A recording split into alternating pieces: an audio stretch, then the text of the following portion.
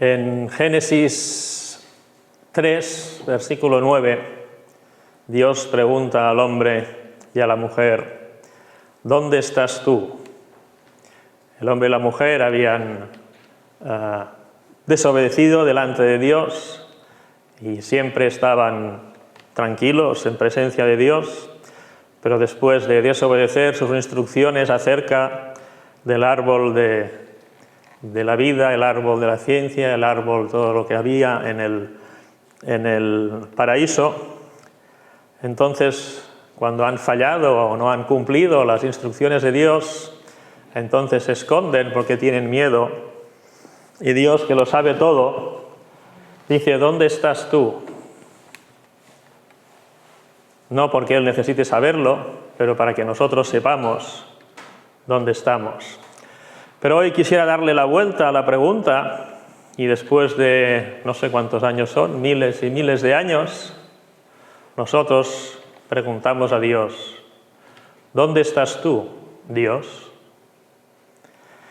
En una sociedad en la que vivimos nosotros, que es aparentemente laica, sociedades que buscan más cosas materiales que espirituales, y sobre todo huyen muchas veces las personas de considerar las cosas referentes a Jesús y al Dios creador de los cielos.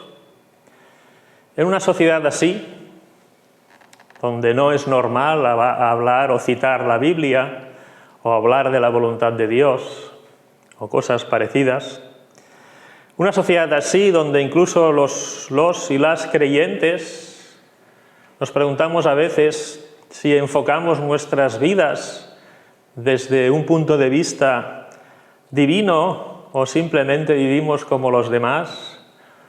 Pensemos en las decisiones que hemos tomado en ocasiones, cuántas de ellas las hemos puesto delante de Dios o no, cuántas cosas hacemos, y uno empieza a preguntarse o a preguntarle a Dios: ¿dónde estás tú?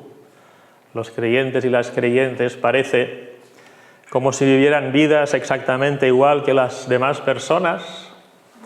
La sociedad no habla de Dios en general, los estamentos, la política creo que tiene poco en cuenta a Dios, al menos en nuestra época, y entonces uno pregunta: Dios, ¿dónde estás? Y se ve que esta pregunta no es nueva.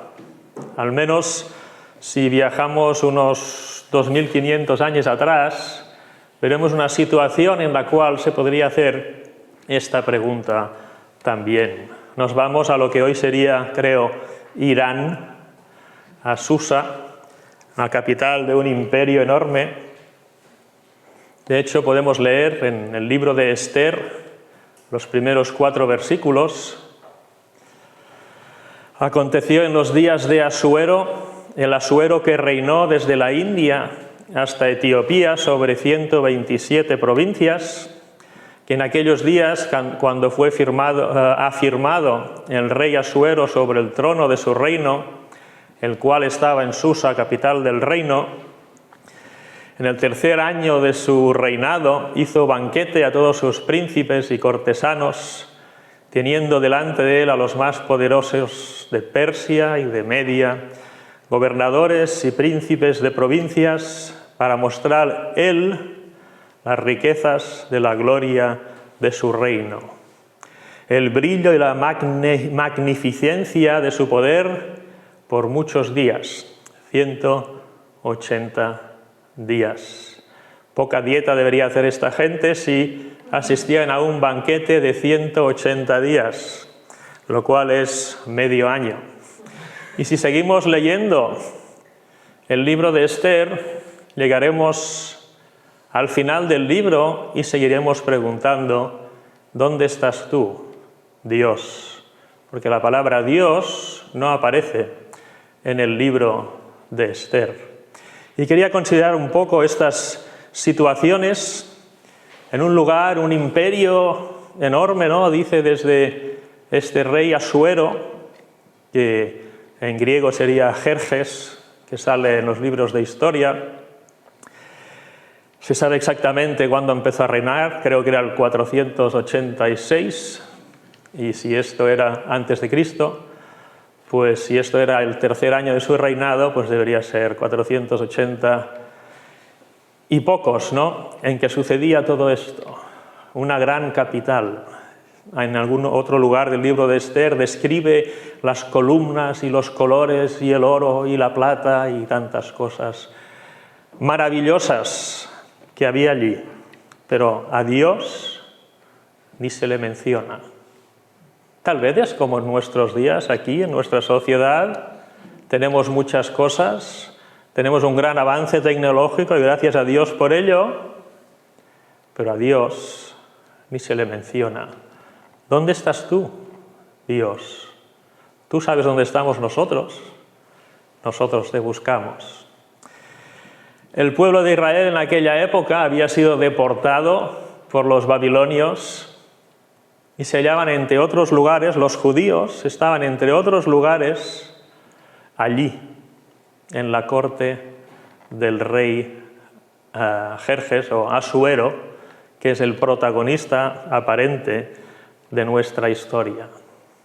Es curioso que todavía estuvieran allí porque Dios había dicho en Isaías 48:20, por ejemplo, salid de Babilonia, huid de entre los caldeos, dad nuevas de esto con voz de alegría, publicadlo, llevadlo hasta lo postrero de la tierra, decid, redimió Jehová a Jacob su siervo. En aquella época parece ser que se estaba ya iniciando la reconstrucción del templo de Jerusalén. Algunos judíos habían vuelto de la deportación, donde habían ido como esclavos, y estaban volviendo, porque Dios había dicho, volved, salid de Babilonia. Jeremías 50 también dice, huid de en medio de Babilonia y salid de la tierra de los caldeos y sed como los machos cabríos que van delante del rebaño. Y más adelante Jeremías, en un pasaje muy conmovedor, dice en el 29, 10 y 11, porque así dijo Jehová, cuando en Babilonia se cumplan los 70 años, yo os visitaré y despertaré sobre vosotros mi buena palabra para haceros volver a este lugar. Porque yo sé los pensamientos que tengo acerca de vosotros, dice Jehová, pensamientos de paz y no de mal, para daros el fin que esperáis. A pesar de todas estos llamamientos preciosos de Dios, a pesar de que muchas personas o unas cuantas personas judías habían vuelto de Babilonia y estaban empezando a reconstruir el templo de Dios bajo Esdras, creo que es, dice la palabra de Dios, había en Susa, la capital de este imperio que gobernaba Jerjes, Asuero, Jerjes I, había en Susa, en este lugar de donde Dios había dicho, iros a vuestra casa, Jerusalén, había en la residencia real un varón judío. Se llamaba Mardoqueo. Era un cautivo deportado por Nabucodonosor, rey de Babilonia en su momento. Y a pesar de todos los pesares, en esa ciudad maravillosa, en ese libro donde no se menciona la persona de Dios o el nombre de Dios, allí estaba Mardoqueo. Su tío y su tía se murieron, tenía una hija que se llamaba Adasa o Esther, y él la adoptó como hija suya. Más adelante vemos que pasan unas cuantas cosas, creo que tendremos que acelerar un poquitín. Creo que ya sabéis la historia, ¿no? Al final del banquete, el rey quiere mostrar las bellezas de su mujer a todos los reyes de la tierra que están por allí y dice que se presente con la corona real. Hay personas que dicen que en realidad se presentaba con la corona real y nada más, quería mostrar todas las bellezas de su mujer. No lo tengo 100% claro, pero de todas maneras la mujer dice que no. Esa mujer es destituida y el milagro es que no sea decapitada o colgada en aquella época tal vez, pero sigue viva, pero nunca más fue la reina. Y esta judía, Esther, es una de las muchas que se presentan al rey y es la escogida por el rey para ser la reina en lugar de la reina Vasti. Pero dice el texto, no solo dice que estaban allí los judíos cuando Dios ya había invitado a volver a su tierra, sino que además dice que Esther no declaró cuál era su pueblo ni su parentela, porque Mardoqueo así le dijo, no digas a nadie que eres judía. Lo de perseguir a los judíos no viene del siglo XX, el siglo XXV creo que es, antes de Cristo ya funcionaba así también. Digo, el siglo V antes de Cristo ya funcionaba esto también. Y acaba Esther reinando. ¿Por qué? ¿Por qué reina esta mujer? Dios no se menciona y preguntamos, ¿dónde estás tú, Dios? La respuesta es, Esther reina. Allí está Dios. Es el libro, dicen, ¿no? Esther, el libro donde mejor se manifiesta la providencia de Dios. Dios está ahí, trabajando, a pesar de que ni los suyos, tal vez, hablan de Él. En todo esto, el enemigo no descansa. Y hay un Amán, un siervo favorecido del gran rey, que tiene manía persecutoria a los judíos y quiere matar a todos los judíos, haciendo la historia más breve, ¿no? Y consigue que el rey haga un decreto donde se envían cartas, dice en el capítulo 3:13, por medio de correos a todas las provincias, correos en minúscula, a todas las provincias del rey con la orden de destruir, matar y exterminar a todos los judíos, jóvenes y ancianos, niños y mujeres, en un mismo día, en el día 13 del mes duodécimo, que es el mes de Adar, y de apoderarse de sus bienes. Y aquí viene lo importante, desde mi punto de vista, para el mensaje de hoy. El padre adoptivo de Esther, Mardoqueo, dice tenemos que actuar. No puede ser que estas personas puedan exterminar a un pueblo entero en un solo día. Y entonces consigue enviar emisarios y regresar estos emisarios a la reina Esther, que era judía, pero no lo había dicho a nadie. Y entonces tenemos estas maravillosas frases en Esther 4:13 al 16. Entonces dijo Mardoqueo que respondiesen a Esther, cuando Esther dice, ¿y yo qué hago? ¿Y cómo lo arreglamos esto? Porque un decreto del rey era irrevocable al 100%.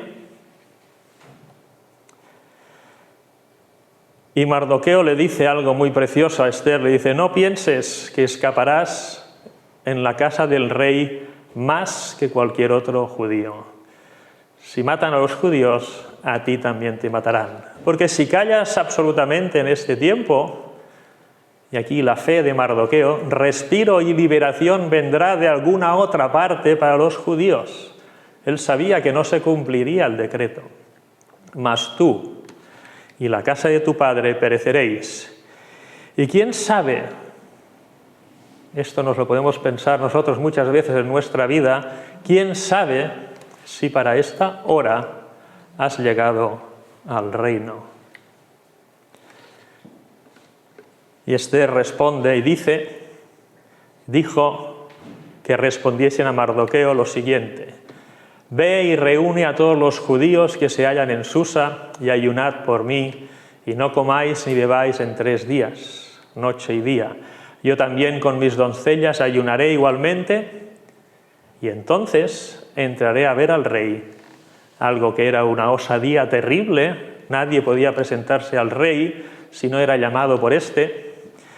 Entonces entraré a ver al rey, aunque no sea conforme a la ley, y si perezco, que perezca. Pedazo de mujer, ¿no? Pasa de ser ahijada, hija adoptiva de un esclavo de buena posición, un esclavo sí, de un cautivo de buena posición en un país extranjero, a ser la reina preferida del rey en esos momentos. Casi gobernaba ella este mundo desde India hasta Etiopía, pasando por Irán. Y dice, pues, si perezco, que perezca. Si tengo que morir, moriré. Y estas son tres cosas que quisiera comentar, que de hecho ya las hemos dicho. Una es, Mardoqueo sabe que ese Dios que no se menciona, aquel Dios que decimos, ¿dónde estás tú, Dios? Mardoqueo sabe que de alguna manera, de otro lugar, Dios salvará al pueblo de los judíos, porque Dios ha prometido algo para este pueblo, y a pesar de la infidelidad del pueblo, a pesar de que no se habla de Dios en este libro, a pesar de que no se hablaba de Dios en estos lugares, Mardoqueo sabe que los planes de Dios se cumplen y que los judíos se salvarán. La segunda cosa importante que también hemos mencionado es esta. ¿Dónde estamos ahora? ¿Qué hacemos? ¿Qué tenemos? Nos hemos preguntado ¿para qué estamos ahí? ¿Para qué tenemos lo que tenemos? Seguramente hay algo de los planes de Dios en nuestra situación actual que tenemos que poner a sus pies.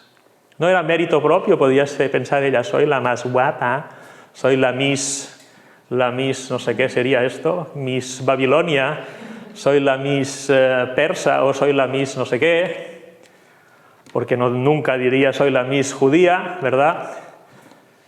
Podía estar orgullosa de sus logros. He conseguido embaucar a este rey medio borracho, porque soy preciosa, etc. No. Ha llegado a ese lugar para algo concreto. Y cada uno de nosotros estamos donde estemos, tanto si es bueno como si es malo, de acuerdo con los planes de Dios. Y entonces ella toma una decisión. Entraré a ver al rey, aunque esto podía acarrearle muy probablemente la muerte. Y si muero, pues me muero. Conclusiones, pues.